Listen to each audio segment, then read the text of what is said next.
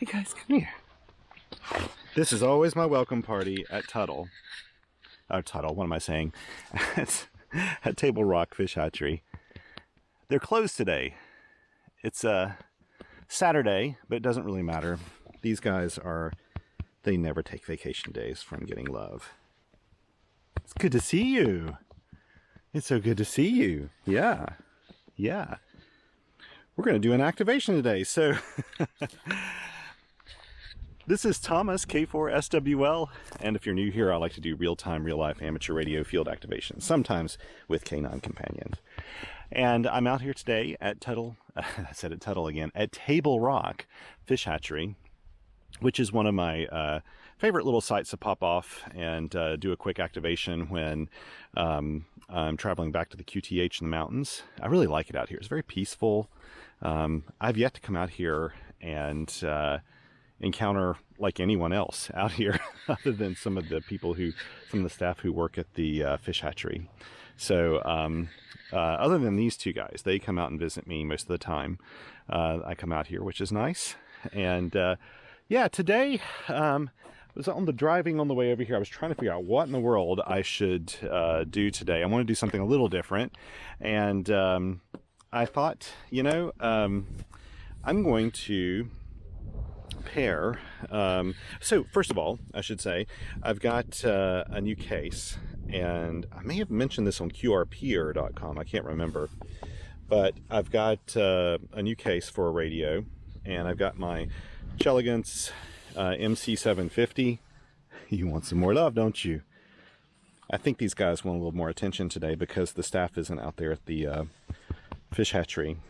They just live here they live nearby. They don't actually live at the fish hatchery, but they might as well. I think they stay there all day long and hang out with everybody. Sweet dogs. So anyway, yeah, I've got this case, and I bought this case specifically for one radio, not really knowing if it would fit it or not, and thankfully it does. I'm very pleased with it. See if I can show you here real quick.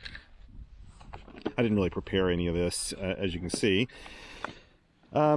So, by the way, this is a Nanook case. This is a Nanook 903, and it's a small case. It's made in Canada, as you can see on the sticker. I'll probably pull that off soon. Although I don't actually mind having it on there.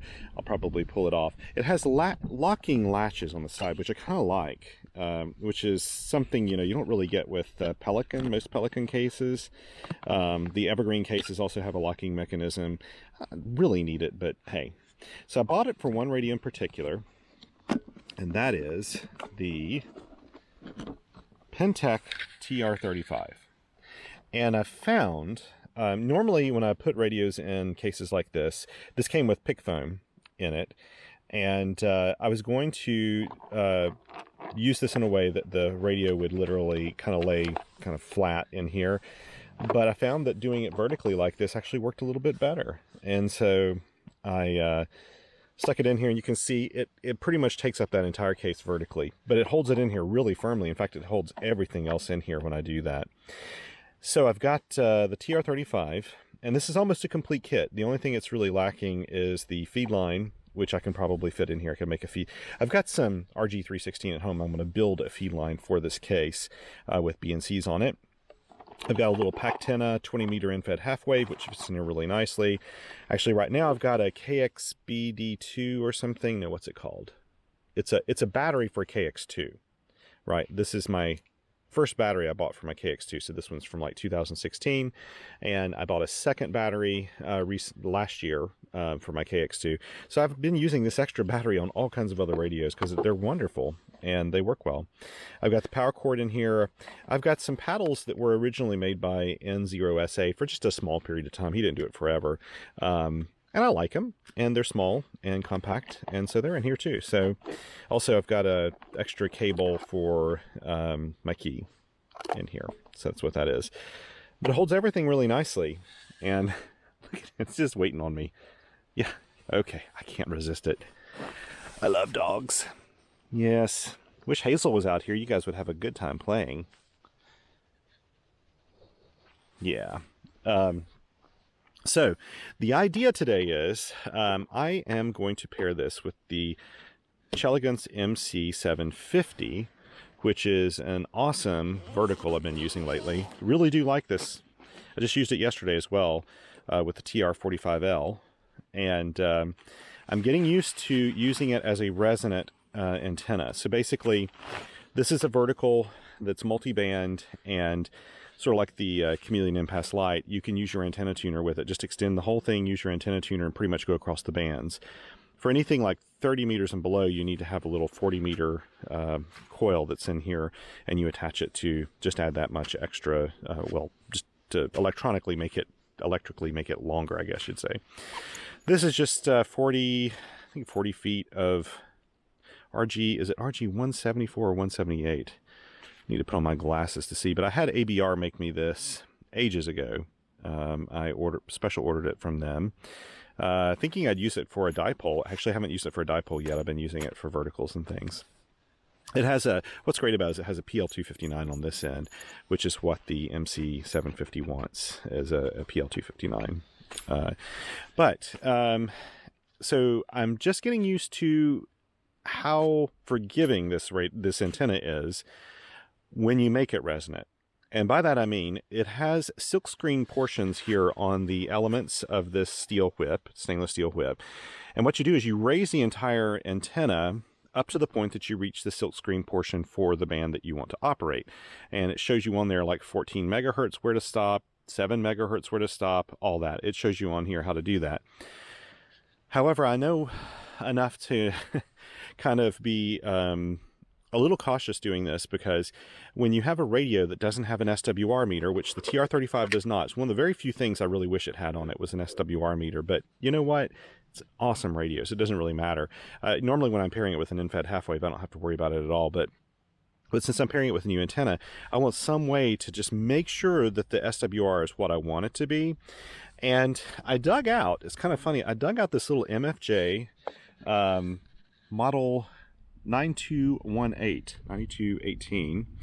This is a little SWR and watt meter, a dummy load, all in one. I've had this for a while, actually. MFJ became a sponsor of QRP, I think back in 2020, I think. And part of that sponsorship thing was they sent me sort of like payment almost too for the sponsorship. They sent me like a package of some of the smaller items that they sell to QRPers, so I get a chance to kind of try them out. And this was a part of that. This was actually a part of that set of things that they sent me. But I haven't really used it yet, except for in the shack. I've used it as a dummy load. So I'm just now trying to sort out the I just found a use for it, actually. Because it's not a tuner, it's just a watt meter and a dummy load and an SWR meter, and quite a lot of my radios already have SWR meters in them, so I don't need that. I do need a dummy load on occasion, and that comes in really handy sometimes, and the watt meter can come in handy, but a lot of my radios already have those on there, and I don't really care sometimes what my wattage is, so I don't take this out to the field a lot, but I've used it in the shack. But today I've actually got a pretty good use case for it, because I want to double check the SWR when I set up this antenna, just to make sure it is very resonant and everything's okay. So that's exactly what I'm going to do today, if I can figure this out. I have to admit that the button sets on here for being in and out and how to use it, I've got to go back and review the instructions on it and probably just figure this out along the way, because it is a little confusing to me. And that's just probably me, but I just find it a little confusing, the way that they set this up. I get it between tune and bypass. It also kind of protects your radio when you have a high SWR. If you're injecting that, when it's checking your SWR, it does protect your radio in case there is a high SWR, which is nice. So I guess I better go ahead and set all this stuff up. I don't think I'll film all of this right now. I've only got about 75% of my battery left here on the camera, so I probably won't film this. You've seen me set up this antenna before for resonance. I'll go quickly over an overview after I do that, and then show you how I set up the rest of this. So I'll be back with you in just a moment. Okay, I'm back, and I'll show you what I did here. Now, this is the first time I've used this meter in probably well over a year. And if I'm being really honest, I get kind of confused by how they set these switches. I'm not crazy about in and out switches and how people describe them in, in directions. But basically, if I understand this correctly, what I've done, I think I've set it up correctly, but we'll check here. I'll look at this and we'll discover it together. But I've taken the paddles, and actually I decided not to use these small paddles this time. I'm going to use I pulled these out of my pack, and I thought I'm just going to use these again today. I really like these CNC machine paddles. So I basically have I have the TX power up all the way, which should be about 5, maybe 6 watts, I don't know. And I've got this set to the key, and the reason why I plugged it into the key instead of the paddle is because I want one straight tone. When I key this, I want there to be one transmitted signal, not dits or dashes or anything like that. And let me show you what I did with the antenna. So again, I've done this in a couple other videos, but I'll show you. On here, you can see maybe that it says 14 megahertz right here. And so basically this is I extended everything above this to here. So basically that's enough of an antenna to make it resonant on 20 meters. So we'll see how this works. And I deployed all the 4 counterpoises just in this big X shape. And then I have my line running along here. So now let's see. Last time I used this, it was pretty much dead on in terms of SWR. It was very, very close. So if I understand this correctly, what we do is we leave this set out, and it said make sure that the scale is full when you transmit. So I'm going to transmit. You won't hear any noise because I don't have the recorder going yet, but you can see maybe a transmitted signal. So I'm going to key right now. Okay, and that's up all the way, I believe. I need to sit down the camera to do this properly here. Sorry. Let's see here. So I'm going to key down, make sure that's up all the way. It is up all full scale. And then hit this SWR. And yeah, okay. So when I hit the transmit now in tune mode, you can see that there's just like no SWR at all. So it's near 1-to-1, probably a 1-to-1, 1-to-1 to 1, 1.1 to 1. So that's great. So I'm just going to take this out of the loop completely because there's no need to keep this going. So I've just confirmed, all I did was I just confirmed that is actually resonant on 20 meters. Since there's no SWR meter on here, I have no idea to know if it's getting SWR back. So I'm comfortable with that now. So I need to set all this up. This is actually a new recorder that I purchased sort of in a sale just after Christmas. The little Sony recorder I bought at a thrift store for like $20 has served me very, very well and continues to. But a friend of mine really needed one, and so I just gave him mine. And I may possibly get it back one day. It doesn't really matter to me. I was happy just to give it to him, so for all he needs it. And so I thought, I really want to get a recorder that has better built-in mics. I have a Zoom H1N, which I've used now for years and years, and the mics are starting to go on the fritz a bit. I need to open it up and see if there's a loose connection or something. But this H1 actually is kind of a nice size, and it was a great deal for the white one. And so I thought, well, I'm just going to grab the white one then. It's kind of one of those freaky deals. I think I got it on Amazon, and it was, the black one was like almost $10 more, and I just got this white one for, I think, $70. So it's a great price. This has also levels and things on it that the other one didn't have. So yeah, a little bit of an upgrade. And so I need to set this up, make sure it's working, and then we'll hop on the air and do at least an activation on 20 meters, possibly higher. I should mention today, I'm probably not going to go below 20 meters because this is, I think, the second day we've had with X-class solar flares, and that tends to wipe out those lower bands like 30 and 40, especially 40. Sometimes 30 is spared. Sometimes on 20, it can be hit hard too, but sometimes you may get some really good DX on days like that. It just really depends, but it could be very unstable as well.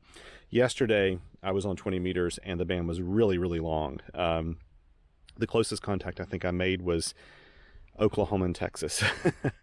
And it just went all the way out to the West Coast. So it was a very, very long band. And so many people contacted me saying, gosh, I couldn't hear you at all, but you were working these stations way out west with 5 watts. And so I don't know. We'll see what the band looks like today. Maybe it'll be long. Maybe it won't. Maybe it'll be dead.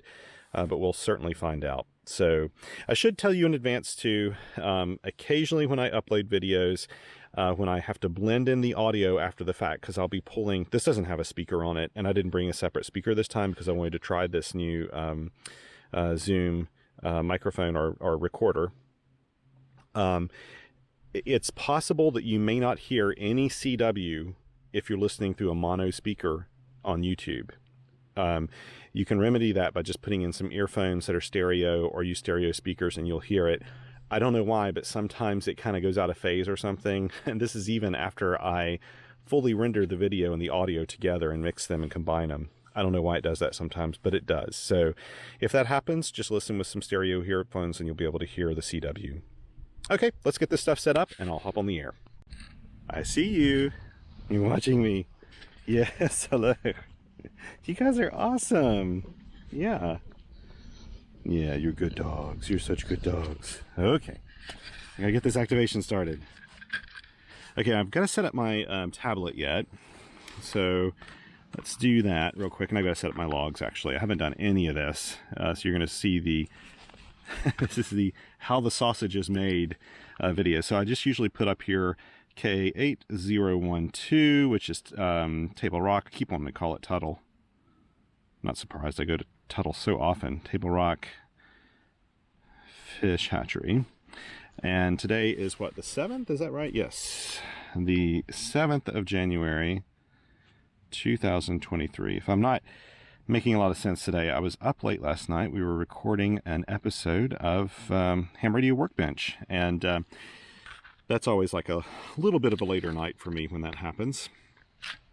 But we actually had a guest who was in the UK, and Christopher was he was meeting with us at 1 a.m. his time, so I really should not complain.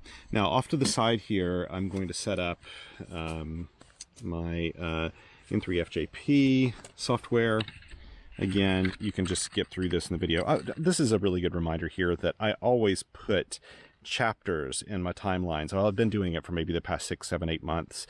So I've got chapters in the timeline, so you can skip through some of this stuff if you want to go directly to the activation or whatever you want. You may not be able to see the screen very well. So let me pull this over here so I can actually need to turn up the brightness. There we go. Yeah, it's still dim, even with the brightness up. So this is my activation from yesterday. It's on here. You can see my silhouette here. In fact, you can't see anything other than that. But what I need to do is save this file. So I'm going to go ahead and do this. I go down here, I go up and tell it to take this file, export the ADIF, the whole log, and this is for, whoops, I need to make sure I got the, nope, cancel. I need to double check. I've got to remember, is it 2753? That's right. So what I do is I save the ADIF file, whole log, and I go in here. I've got like logs in here, and I set it up for K4SWL at K dash what did I say, 2753. That was for yesterday. Dash 20220106 for the date, and then I click save, click continue, and it saved it. Now what I'll do now is this is the way I do it. I just literally delete all of these files because I don't really, and I just start from here. So I hit shift and tap it, there we go, and then hit delete. Again, you probably can't see any of this, I'm sorry. Okay, yes, delete the record. Okay, and now all I really need to do to set this up is go over here to my SIG info and put in 8012 so that that's working right. Put in my band, which is going to be 20 meters, and it's going to be CW. 20 meters, CW. Perfect. Now we're ready to go here. Okay, so let's see here. Let me get my earphones on so I can hear what's going on, and you guys can hear what's going on too.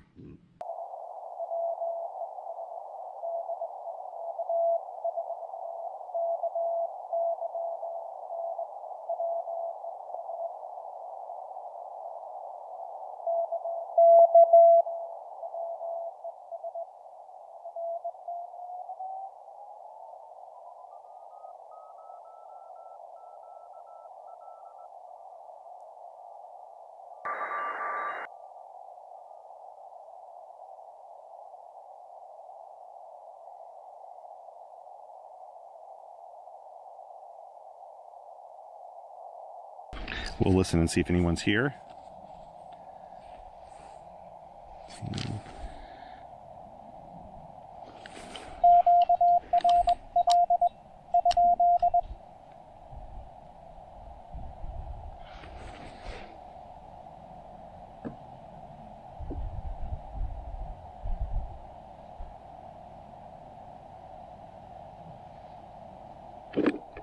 Oops, I hit the wrong thing.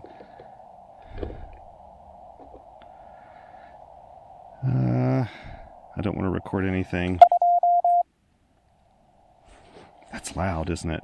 I probably need to mess with the settings on this. Okay, here we go. So let's see.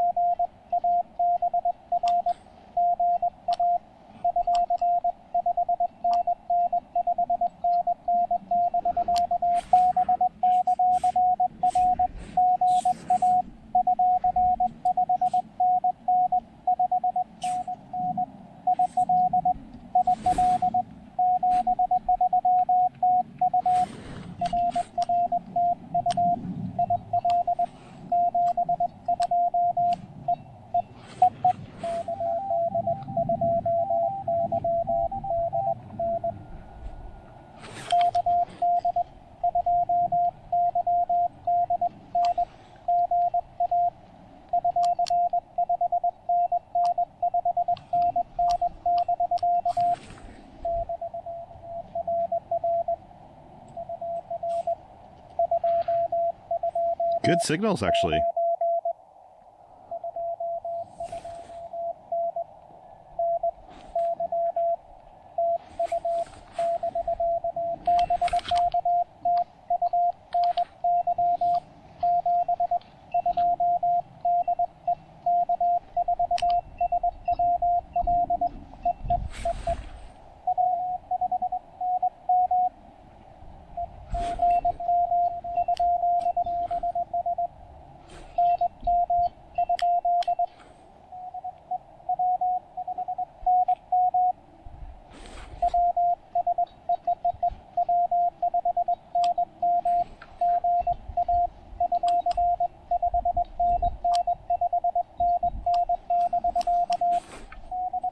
Boy, this receiver sounds amazing in this, doesn't it? TR-35 is an awesome little radio.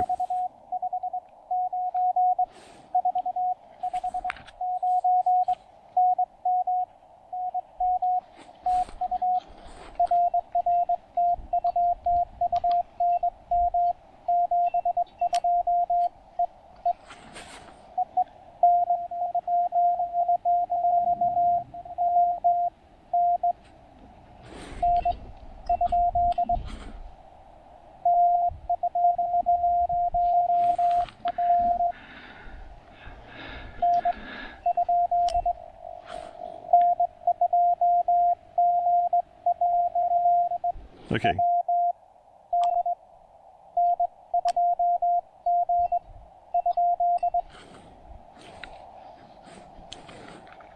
that not it?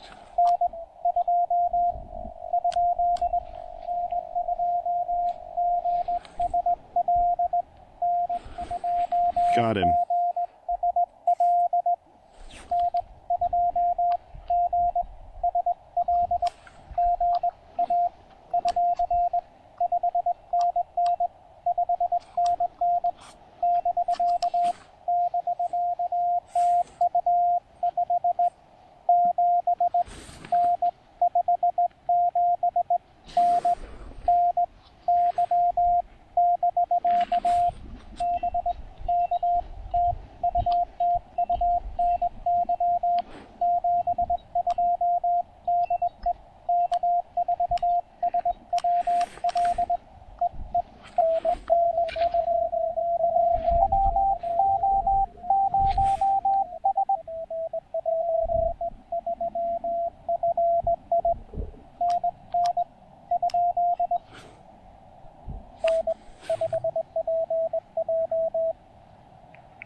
Oh, maybe I had that right.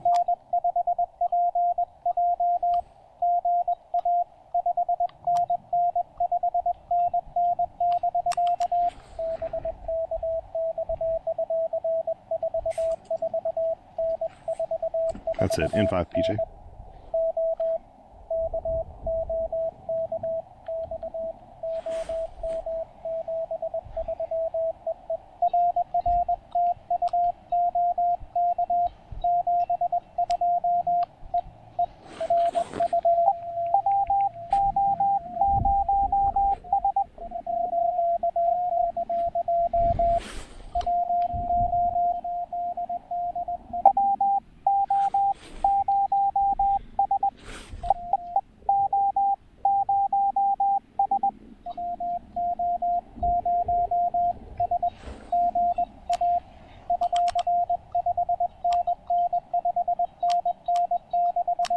Actually, you're 599 plus 50 dB.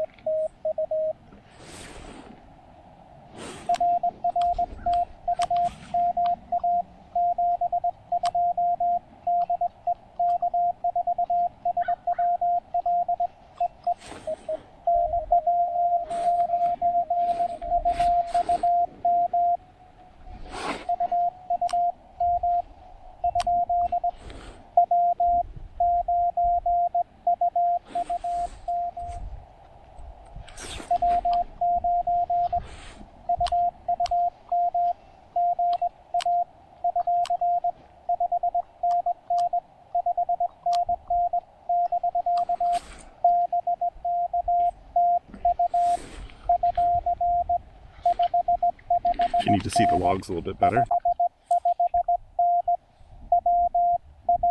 What is that? That's Wisconsin.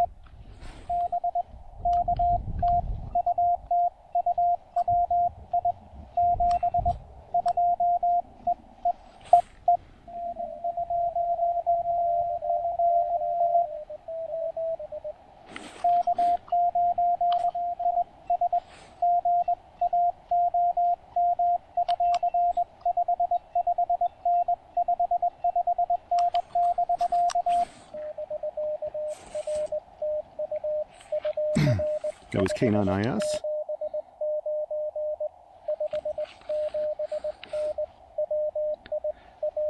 WI, another Wisconsin.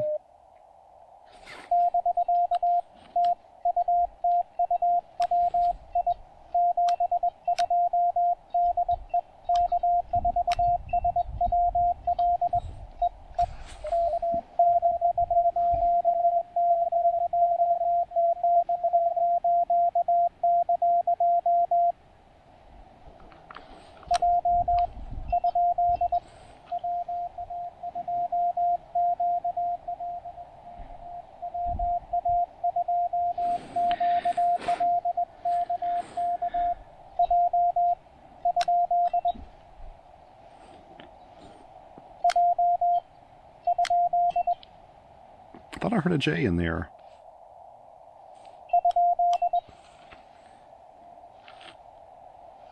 Okay.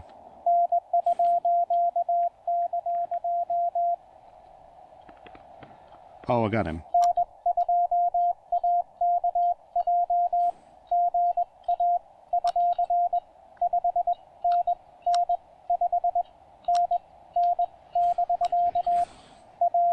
God, I got you. Okay, that is who I was hearing.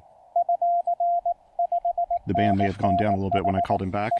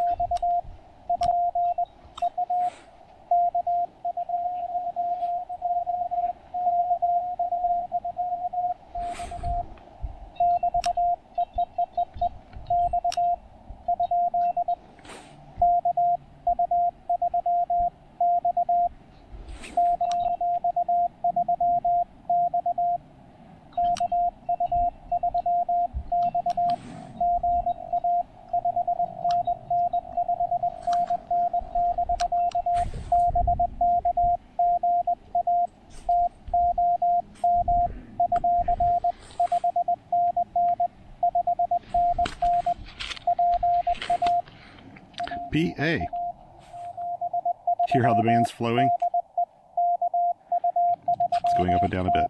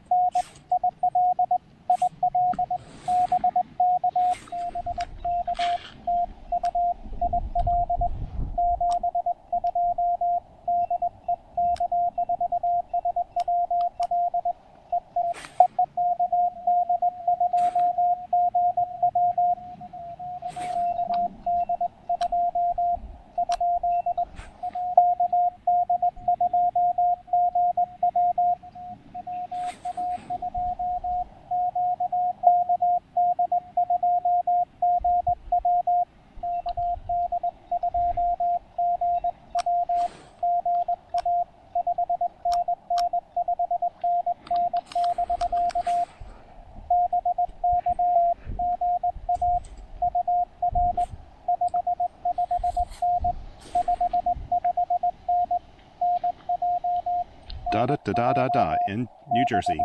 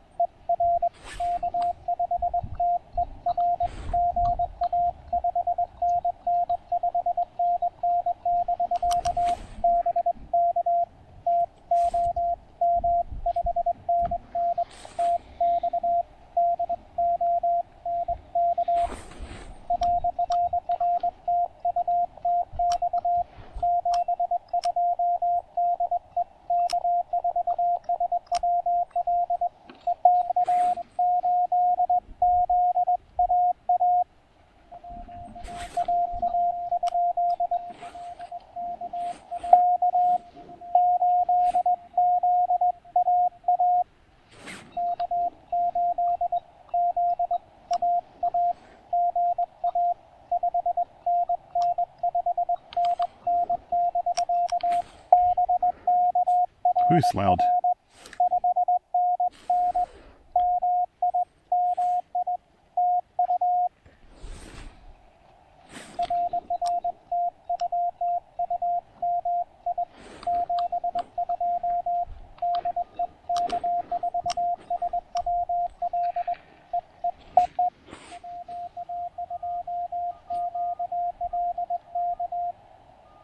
Okay.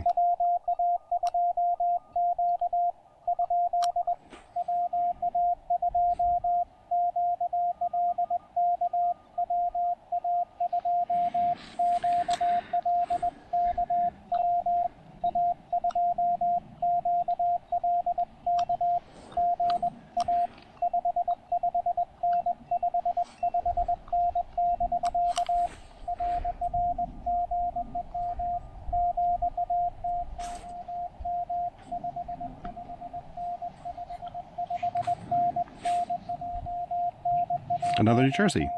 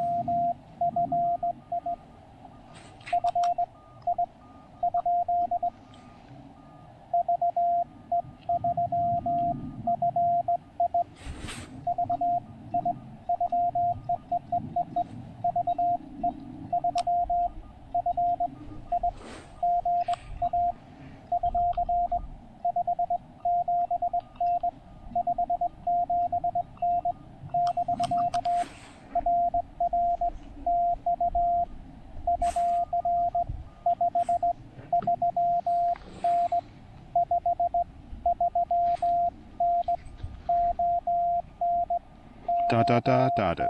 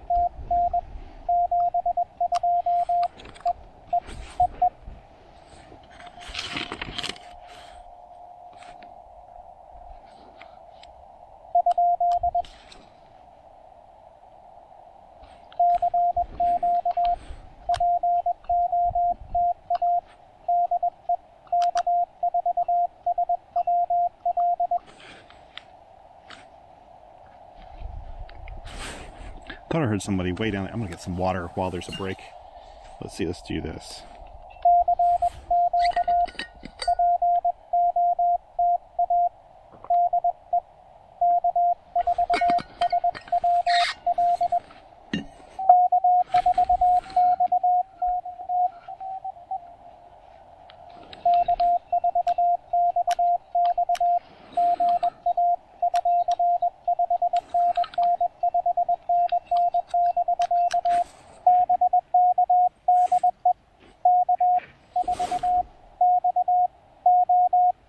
Oh, okay. Nice call, actually.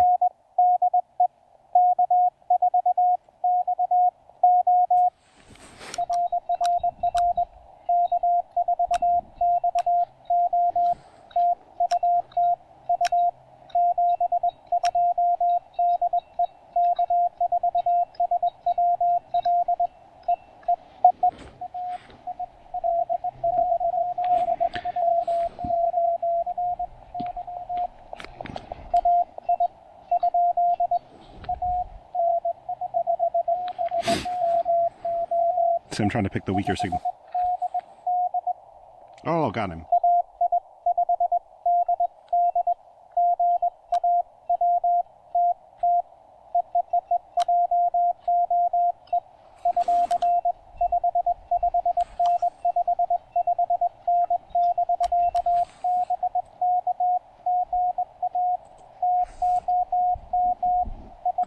That's Joe in Oklahoma.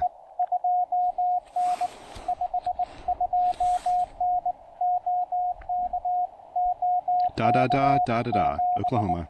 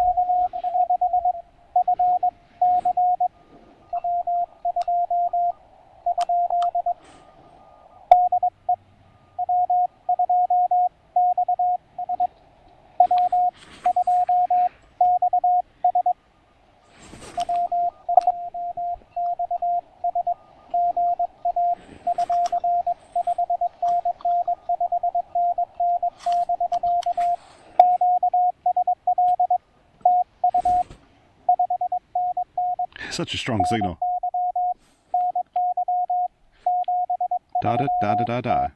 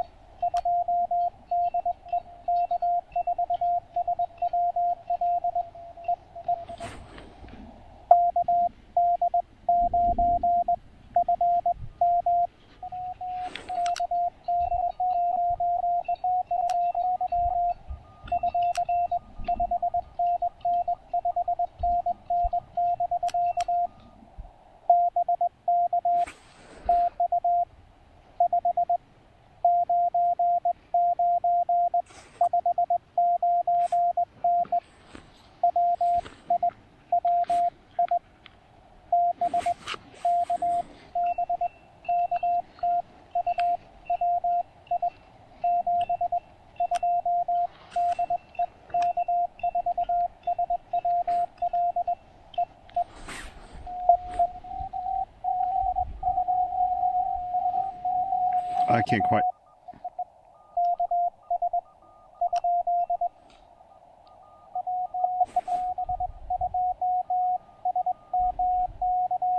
Okay, that's what I was hearing. That's the signal I was hearing.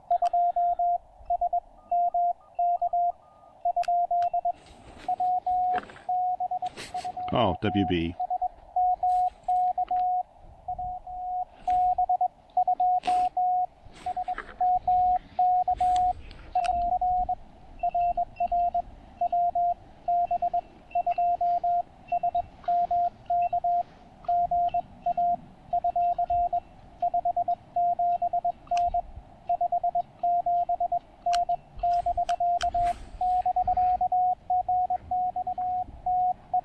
Great fist.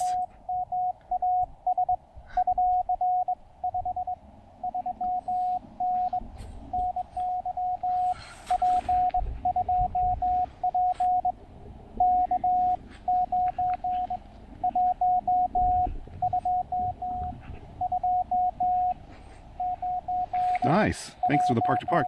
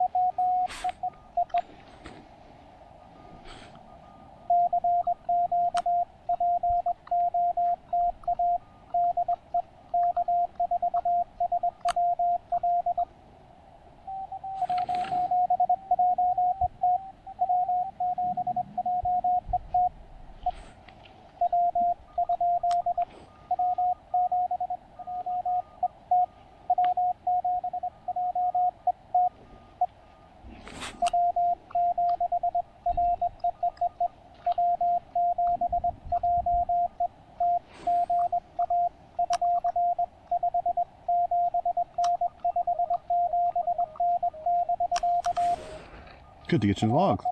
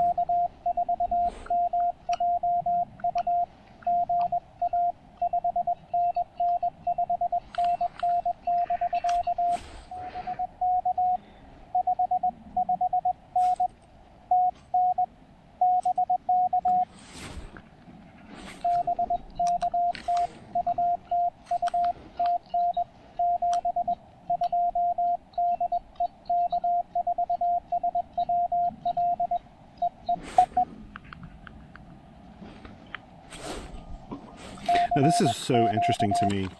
Yesterday the band was super long, as you can see here. Today it's all over the place, which tells me that we're getting some like nice ionization.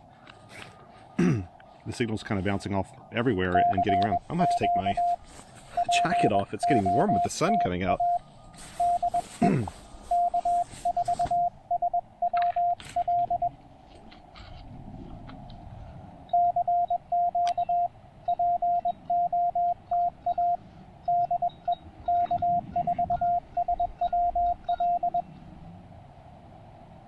I'll do a couple more calls and then I need to hop off actually.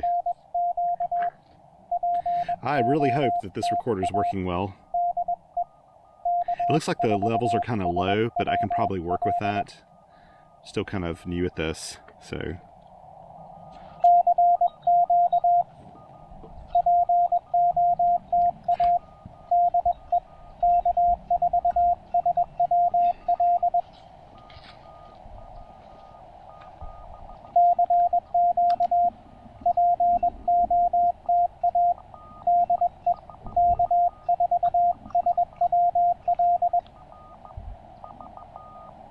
Isn't it funny how the bands just like disappeared there?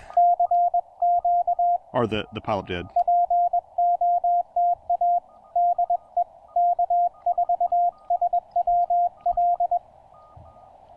I'm okay with not having a Pileup for a bit, to be honest. During those I can't talk or do anything, it's just like I'm answering calls. They are kind of fun though, I have to say. So on the TR-35, when I want to do the pre-recorded message, I just flip that aux down for 1 second, then hit the right side of the paddle to do message memory 1.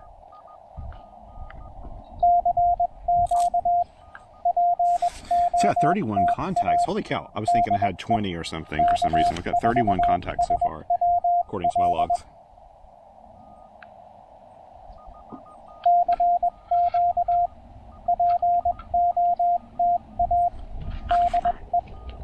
I mean, Tennessee normally is not somebody... I would not get Tennessee normally on 20 meters. New York, possibly.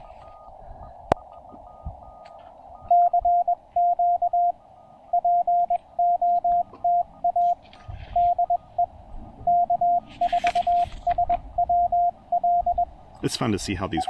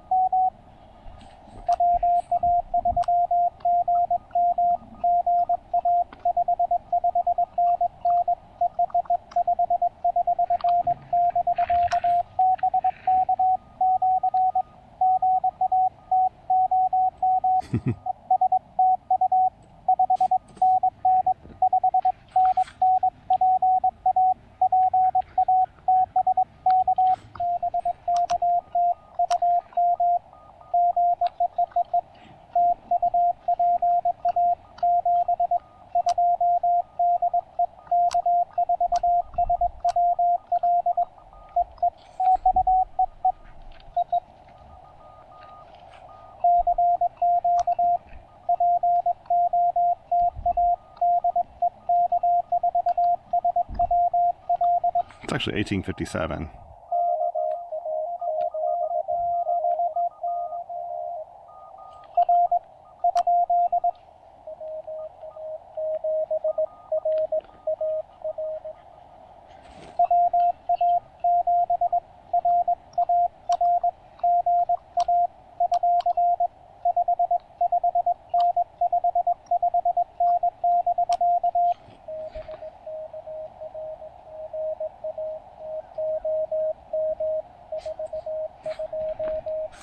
.429.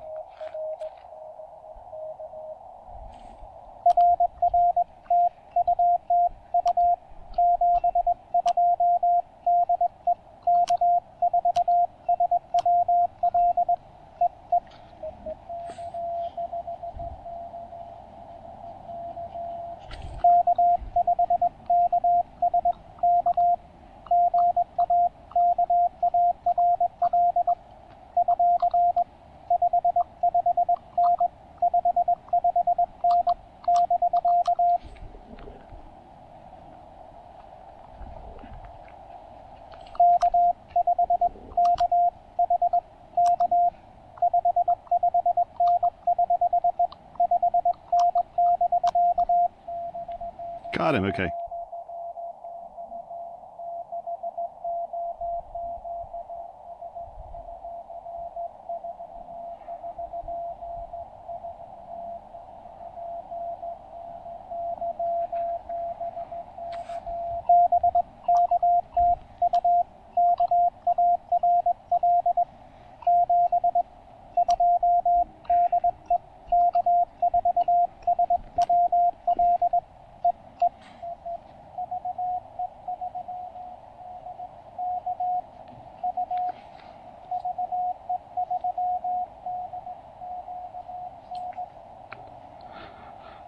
Okay.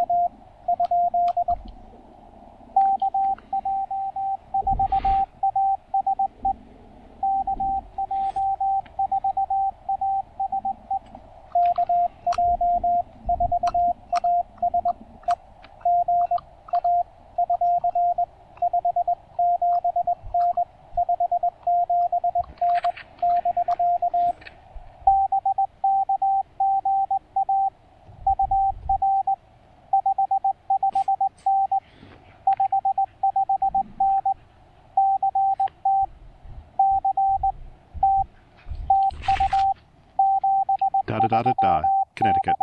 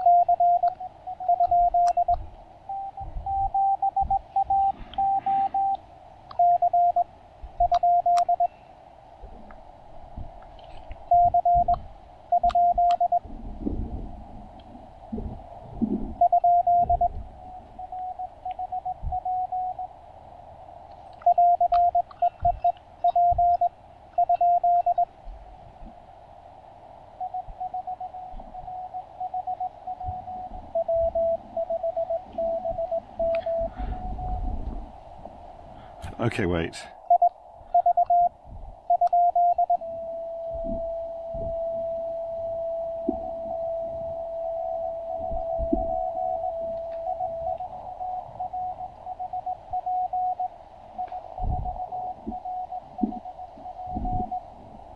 Okay.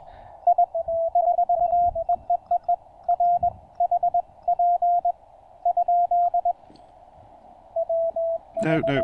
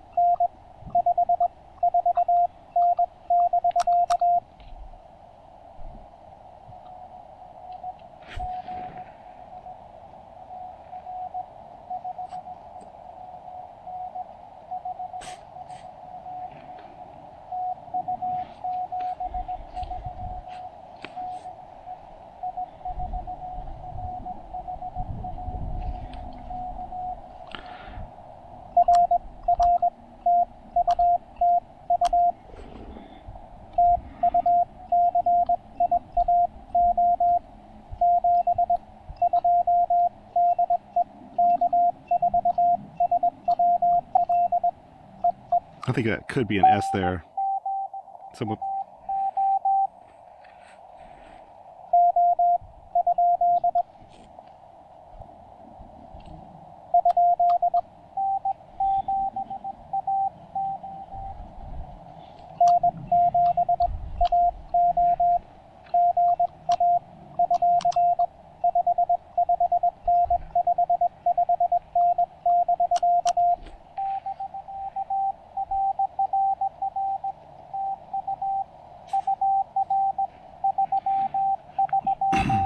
I'm going to check his to make sure it's not I4RSP instead of RHP.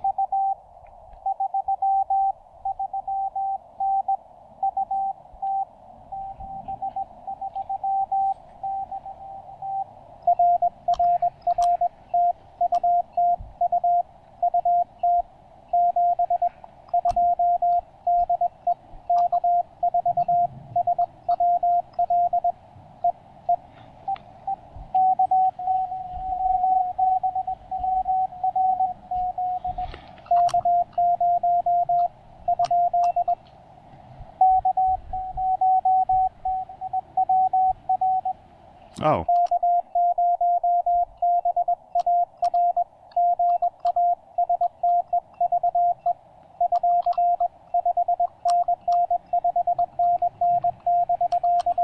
That's good old Steve.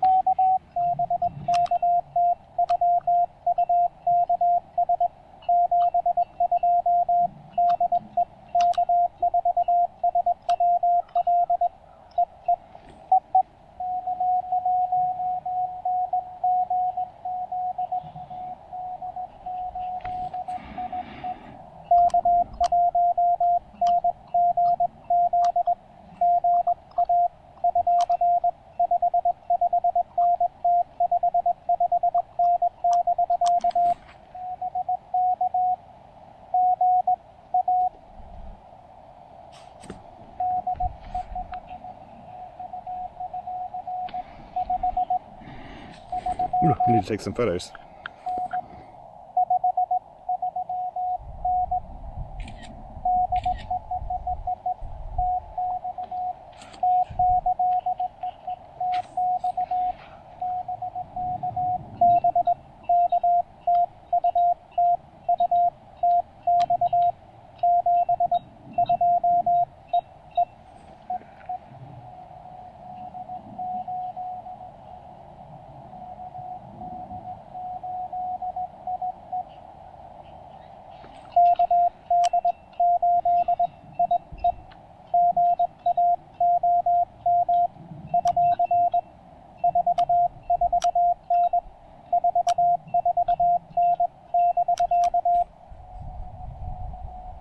Good to get you in the logs there, KD8IE.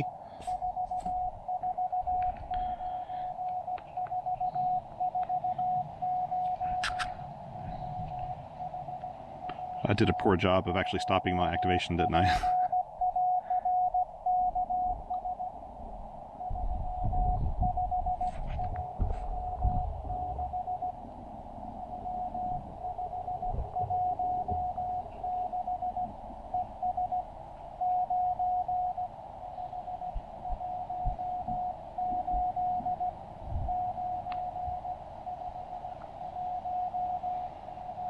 I think I got that right. Nice park to park.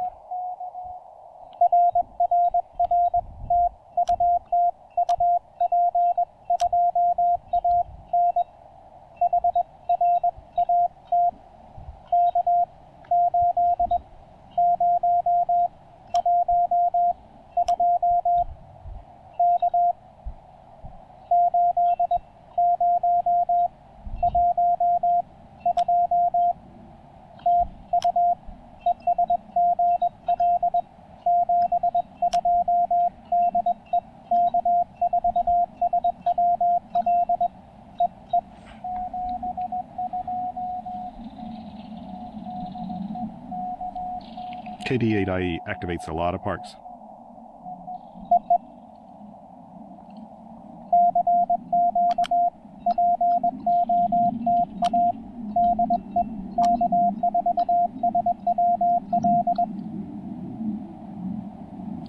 Okay, I'm gonna call QRT.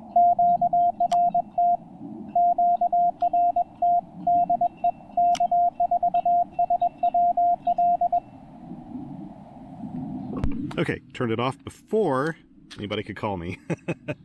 Okay, I'll go ahead and stop this recording as well. Okay, did that do it? That did it. So, wow, that was a lot of fun. Like I said, this was completely different than yesterday. Yesterday, if you look at the bands, I had Oklahoma, Texas, Wisconsin, Texas, Arizona, Nevada, Washington, Texas, Oregon. It just like skipped over a whole half of the country. Today, you can tell that the ionosphere really is ionized because I'm hitting everything, just almost everything, all the way up to Tennessee, which is very odd for me on 20 meters. And obviously 20 meters really, really worked well today. I mean, you know, this is a Saturday. I don't normally do activations on Saturday, and they are more active days than normal. But wow, this was really fun to see just the representation on 20 meters. I mean, really, it was just pretty impressive. I can't wait to see this on a QSO map. So, yeah, that was a fun activation. And I think, if I'm not mistaken, are they still here? Nope, they finally took off. Nope, they're still here. I think my dog friends are here solar charging. They were behind me at some point when I was petting them. Where'd your other friend go? Where'd your other friend go? Oh, you want a belly rub? Yes, I heard you coughing. Yeah, I heard you coughing earlier. So yeah, I love coming out here to Table Rock. It's such a nice place. So I mean, it's a little misleading. There's another fish hatchery over in Marion, and I really need to hit that one someday. I just haven't. I keep forgetting about it, to be honest. I like this one so much because even when they're closed, this area is still open, and there's never competition over here. I've never been out here with anybody else out here the many times I've been here. I haven't looked to see, I'm probably the park leader here because I don't think it's activated that often, but I love it. It's not too far off the beaten path. Really pretty out here. Lots and lots and lots of trees for experimenting with antennas. I've used all kinds of antennas with these trees, like verticals, slopers, dipoles, doublets. Next time I come out here, actually, I've been thinking about putting up a delta loop, like maybe a 20-meter delta loop antenna, something I wanted to build. This actually brings up another topic that I haven't brought up yet. So this is my third activation of 2023. And I was thinking about setting myself a goal this year. You know, like let me think, in 2021, my goal was validate all activations with 5 watts or less. That turned out to be a very, very easy goal. That's very simple. I always do that anyway. So I have done that since. Very, very rarely. I think only once. Once in the past 2 years that I used more than 5 watts. And that was in Quebec at the Plains of Abraham Park, where I was using the little 5-foot tall AX1 antenna. And I was in a hurry. So I used 10 watts out on that little antenna. But that's the only time I think I haven't validated a park with 5 watts in 2 years. So it's hardly even a goal. I thought about making it a big goal for this year, but it's complicated for me because I experiment with antennas, I experiment with radios. When I'm testing radios, I want to try different power outputs and things. And I thought about, at one point, like, let's not use an ATU the entire year or something. It's just unrealistic because I need to test antennas that require ATUs that are non-resonant. And frankly, that's not one I think is much of a challenge. What I think I may do this year, last year, my challenge was going to be to build a different antenna for every month. And then, so I'd have 12 antennas by the end of the month that I built by the end of the year. That got completely derailed. I had, my mom was in poor health. She had a few visits to the hospital and things early in the year, which completely derailed it. I didn't have time to mess with it because family always comes first. And because it takes a little time to actually build antennas. It doesn't take that long, but it takes a little time. I bought a few kits and actually ended up building those New Year's Eve. A lot of them. I built a QRP guys end-fed half wave. I've got a trap dipole that I plan to put up at some point. And so I've got just a lot of different things. Let me just check my phone here. I've got a lot of different things that that I'd like to do. But I don't know that I want to set a whole yearly goal this year because I think this year's going to be another busy one for me with travels and everything else. So I think what I may do is set little monthly challenges and just maybe a few months this year do like a monthly challenge. I had an idea to do like a whole month just using the AX1 antenna with a whole bunch of different radios. I thought about that. I thought about maybe 1 month validating all my activations with 1/2 of a watt. I think that's probably pretty doable if conditions are fair. I've thought about a bunch of different things, so I'll probably figure out some different goals this year to do per month and go for that. And I'll kind of develop it as I go along because frankly, part of the fun that I have is mixing up things all the time. I love doing it. I've never paired this radio with that antenna. I've never even used that MFJ, SWR dummy load. I don't even know how much this costs, but it's effective for what it is. You do need to read the instructions and set this properly. This is, it's really simple, SWR, watt meter, and dummy load. It's nice to have a dummy load. If you don't have a dummy load, that's a really important thing to have. And there are a lot of kits where you can build them. This is actually pretty nice. If you need to know what your power output is or your SWR and you have a built-in dummy load, this is not a bad, really small portable kit. And I'm sure since it's MFJ, it's not terribly expensive. MFJ stuff tends to be pretty low price. I find that their customer service is pretty good. They always have been with me, and when things fail, they usually fix them. So I do like that. Now the TR-35, this is the first time I've taken it to the field in a while, actually, because I've had a whole bunch of other radios I've been testing, including the TR-45L. The TR-35 is a killer radio. I love this thing. I've had people try to decide between the 35 and the 45L, and it's a difficult decision. They're both excellent radios with excellent receivers. It's just completely different form factors. So, you know, the TR-45L looks like a little lunchbox. The TR-35 is just a small radio, just a little bigger. And it's probably about the size of a KX2, maybe a little smaller even. So it's a very difficult decision to make sometimes, but you won't be able to make it based on the receiver, because the receiver on both of these is amazing. You may have heard just how quiet this radio is. It sometimes makes you wonder if the antenna is working, because it's just so quiet if there are no signals there. So I love this radio. I'm very pleased with this box. I think that this is working pretty well for what I want to do. I'm not worried about it hurting the radio at all.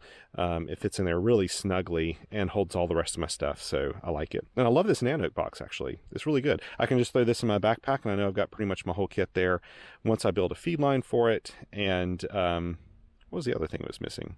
Oh, a throw line and weight, but I can always carry that separately. I don't have to have that in the box with it. I could probably fit it in there if I wanted to. Anyway, better call this quits. This has been a very long video. I'm going over an hour, I think. And yeah, if you get a chance, go out and play a little radio. Help others who are getting into radio or interested in it. Always lend them a hand. Maybe take them out to a park or a summit on a hike with you, or help them set up their station at home. If you're learning CW, just remember it takes time. There's no quick way around it. You just have to take a little time to learn CW. But everybody can do it. I mean, really, there are so few people who can't do it. Morse code was designed to be something that people could learn pretty quickly. So, you know, don't give up. Just keep listening. You're learning even though you don't feel like you're learning. And there are going to be days when you just feel like you can't key correctly. And there are going to be days when you feel like you can't understand things correctly. That happens to me all the time. And so just know that, oh, there they go. Just know that that's always just a part of the game. Today I keyed a little bit better than I normally do, I think. I really do love that CW Morse CNC machine key. It's a very nice one. But just give yourself some time, be forgiving. Don't worry about what other people think about on the air.